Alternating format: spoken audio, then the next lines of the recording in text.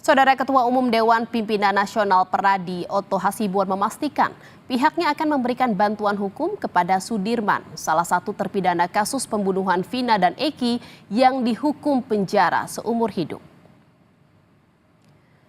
Ketua Peradi Oto Hasibuan mengatakan pihak keluarga yakni ayah, ibu dan kakak Sudirman meminta bantuan hukum kepada Peradi untuk menjadi kuasa hukum Sudirman. Oto mengaku pihak keluarga meminta bantuan hukum untuk membantu Sudirman yang sedang menjalani hukuman seumur hidup. Dirinya menyebut sudah berbincang dengan pihak keluarga terkait kasus pembunuhan Vina dan Eki di Cirebon yang dianggap banyak kejanggalan. Karena dia sendiri nggak bisa bilang di Polres ya, dikasihkan tiket kalau di Polres dia kan tahanan.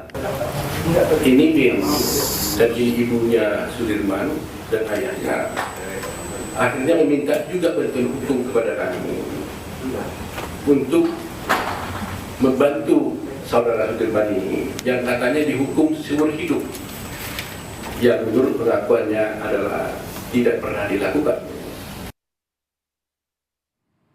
Sebelumnya, saudara mantan narapidana Lapas Kesambi Cirebon, Jawa Barat, Ahmad Budi Permadi mengaku mendapat curhatan 7 terpidana kasus pembunuhan Vina dan Eki saat berada di lapas yang sama. Menurut Ahmad Budi, salah satu terpidana, yakni Sudirman, sering bercerita kalau mereka mendapat tindak kekerasan saat diperiksa di Polres Cirebon hingga di Polda Jawa Barat.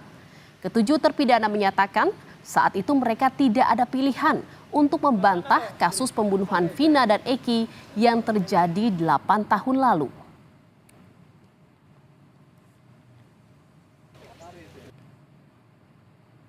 Saudara, terkait bantuan hukum yang akan diberikan Peradi kepada salah satu terpidana kasus pembunuhan Vina dan Eki yakni Sudirman, kita telah tersambung dengan Ketua Umum Dewan Pimpinan Nasional Peradi Oto Hasibuan.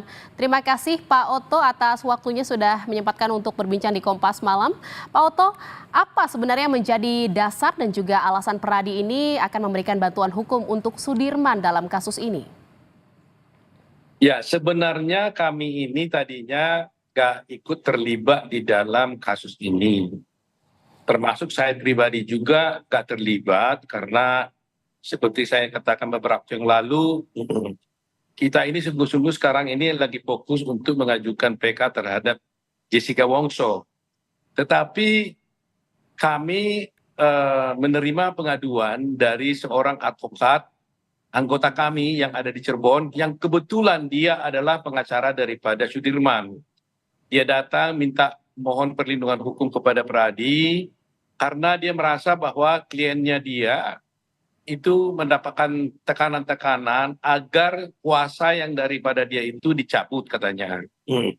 Nah, kebetulan karena itu anggota kita, tentunya kita pun harus memberikan perlindungan kan. Nah, oleh karena itu kita undang dia datang ke Peradi. Dan ternyata ketika dia datang ke Peradi, dia juga sekaligus membawa keluarga daripada Sudirman. Dan kepada keluarga Sudirman kami tanya apa yang diinginkan dari Peradi. Nah, keluarganya itu yaitu abangnya si Sudirman bersama ibu dan bapaknya meminta agar kami memberikan bantuan hukum kepada Sudirman untuk mengajukan peninjauan kembali ke Mahkamah Agung. Saya katakan bahwa memang keluarga adalah wajar kalau minta bantuan hukum kepada Peradi. Tetapi biar bagaimanapun karena Sudirman sudah dewasa, kami katakan bahwa nanti yang harus memberikan kuasa kepada kami itu haruslah Sudirman. Sehingga saya bilang pada mereka, Anda harus pastikan apakah memang Sudirman sendiri berkeinginan untuk didampingi atau dibantu oleh Peradi. Sebab kalau Sudirman sendiri tidak tanda tangan surat kuasa kepada kami, tentunya kami tidak bisa mewakili Sudirman untuk mengajukan PK itu. Nah, oleh karena itulah saya bilang kepada keluarganya, hubungi Sudirman, apakah Sudirman sendiri secara pribadi sungguh-sungguh berkeinginan untuk kami dampingi.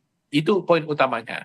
Nah, kemudian kenapa kami harus memberikan bantuan hukum? Kalau, ya catatannya, kalau Sudirmannya bersedia memberikan bantuan hukum itu. Coba kalau Sudirman tidak mau juga, ya tentunya kami tidak bisa mendampinginya. Tetapi alasan utama kami adalah bahwa kami melihat memang beberapa kejanggalan yang terjadi di dalam kasus ini. Apa saja kejanggalan yang dilihat dan diceritakan keluarga kepada Peradi, Pak Oto? Selain pernyataan keluarganya yang menyatakan bahwa pada waktu kejadian sebenarnya itu Sudirman itu berada di rumah, itu satu. Tetapi saya lebih cenderung melihat fakta-fakta karena ini kan sudah menjadi kasus di pengadilan kan. Saya membaca dakwaan dan tuntutan dan putusan hakim. Terus terang aja ini sangat-sangat janggal. Karena begini, di dalam dakwaan dari penuntut umum, yang didakwa itu ada 11 orang. Ya, ada 11 orang yang didakwa melakukan perbuatan pembunuhan berencana secara bersama-sama. Ya. Nah, dari 11 ini di dalam dakwaan dan putusan itu dijelaskan apa peran masing-masing dari para terdakwa ini. Singkat cerita saya sampaikan, dari 11 ini 8 orang yang dihadirkan dalam persidangan. 3 orang itu adalah buron. Kemudian dari 3 orang itu antara lain itu adalah Dani, kalau nggak salah Andi dan Peggy yang ya. sekarang Peggy. Ya. Nah, oleh polisi Peggy udah ditahan. Kemudian dalam pernyataan dari polisi ternyata katanya Andi sendiri dan siapa tadi itu Andi dan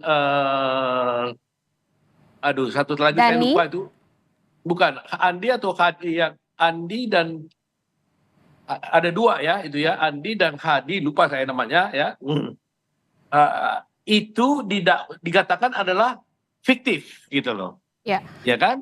Jadi memang Dikatakan Anda melihat ada kejanggalan di proses atau penanganan kasus ini gitu ya Pak Oto ya, akhirnya menjadi Ya. dasar dari Peradi ini ingin memberikan bantuan hukum kepada Sudirman. Dan ini kan juga ada saksi yang muncul gitu ya, yang sesama narapidana, mantan narapidana yang mengaku mendengar curhatan dari 7 terpidana dalam kasus ini. Salah satunya adalah Sudirman terkait dengan adanya tindak kekerasan yang dilakukan yang dialami mereka selama proses kasus ini berjalan. Apakah ini juga menjadi salah satu dorongan dari Peradi ini untuk bisa terus memberikan atau berniat dan mau untuk memberikan bantuan hukum kepada Sudirman? Tentunya faktor-faktor itu menjadi juga perhatian kami. Tetapi yang paling utama saya melihatkan bukti. Sebagai lawyer saya tidak boleh hanya mendengar kata orang. Saya lebih cenderung kepada bukti. Coba bayangkan, saya katakan tadi ini paling penting nih diketahui oleh masyarakat ya. Tadi saya katakan 2 orang yang disebutkan itu adalah dinyatakan fiktif. Padahal di dalam dakwaan, ya dalam dakwaan putusan hakim dikatakan peran dari 2 orang ini adalah membawa korban yang antara lain Peggy itu membawa korban itu ke flyover. Jadi setelah korban ini dibunuh, Vina dan Peggy dan Egy dibunuh, kata dakwaan itu maka 2 orang inilah yang membawa Andi ini membawa korban ini ke flyover supaya ditunjukkan seakan-akan bahwa korban ini mati karena kecelakaan. Ya kan? Nah, coba bayangkan itu dakwaannya. Kalau ternyata oleh polisi dikatakan bahwa 2 orang ini fiktif, berarti dakwaan ini juga diduga adalah fiktif kan? Cerita itu kan fiktif juga dong. Coba bayangkan korban mati, kemudian dibawa ke flyover oleh 2 orang yang buron yang dikatakan fiktif. Terkait dengan selain dari 2 sekarang, DPO ini, 2 DPO yang dikatakan fiktif ini, Pak Oto dari Peradi sendiri ingin memberikan bantuan dan keadilan seperti apa sebenarnya kepada Sudirman? bukan begitu. 2 orang ini fiktif katanya, nggak ada 2 orang ini. Oleh polisi dinyatakan 2 orang itu nggak ada, fiktif orangnya. Nah kalau 2 orang itu sejujurnya tidak ada, ya tadinya kan mula-mula dikatakan buron. Kemudian dikatakan ternyata oh bukan buron tapi fiktif, berarti nggak ada orangnya. Kalau orangnya tidak ada, bagaimana cerita di dakwaan itu?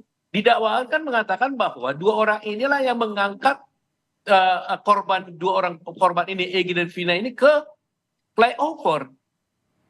Ya kan? Kan ini ceritanya. Jadi berarti nggak ada dong peristiwa itu. Nah kalau tidak ada peristiwa itu berarti kan ceritanya di dakwaan itu kan juga diduga fiktif kan. Berarti cerita ini diduganya isi dakwaan itu berarti juga diduga fiktif. Karena kalau ibarat pasal Pasalnya itu terputus gitu loh. Jadi yang ingin Dikatakan- diperjuangkan oleh Peradi ini untuk Sudirman itu apa saja dan bentuknya seperti apa dan nantinya akan melibatkan siapa saja, Pak Oto, singkat saja. Kalau Sudirman memang mau didampingi, nanti tergantung keluarganya. Yang kita perjuangkan adalah kita akan mengajukan peninjauan kembali agar hukuman yang diberikan pada seumur hidup itu bisa dinyatakan bebas kalau memang dia tidak terbukti. Tapi kalau jelas dari dakwaan sendiri sudah sangat janggal sekali. Tentunya masih banyak ya, masih banyak bukti-bukti lain. Dikatakan adalah 2 orang yang buronin katanya memukuli korban. Nah kalau 2 orang ini ternyata fiktif, berarti peristiwa pemukulan korban ini kan tidak ada dong. Bagaimana ini bisa terjadi? Perkara dinyatakan bersama-sama melakukan perbuatan pembunuhan. 2 diantaranya itu berperan untuk mengangkat korban ke flyover.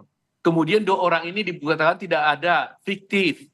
Nah kalau tidak ada Artinya ada kecurigaan juga ya Pak ya dengan BAP yang sudah disampaikan oleh para terpidana ini juga fiktif seperti itu atau mungkin bukan lagi berita acara, dakwaan jaksa itu sudah diduga fiktif kalau betul-betul seperti itu.